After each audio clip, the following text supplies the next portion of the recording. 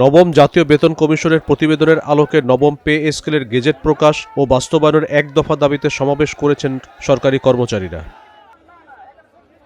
শুক্রবার সকাল ৯টার দিকে রাজধানীর কেন্দ্রীয় শহীদ মিনারে এ সমাবেশ অনুষ্ঠিত হয়। এতে বাংলাদেশ সরকারি কর্মকর্তা কর্মচারী কল্যাণ সমিতি সহ বিভিন্ন সরকারি, আধা সরকারি এবং পে স্কেলের আওতাভুক্ত দফতর ও অফিসের কর্মচারীরা অংশ নেন।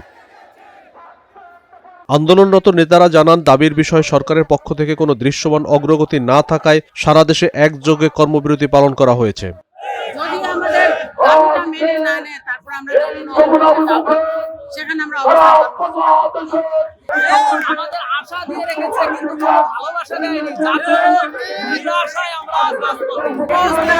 সরকারি কর্মচারী ভাইরা আজ আমরা একত্রিত হয়েছি।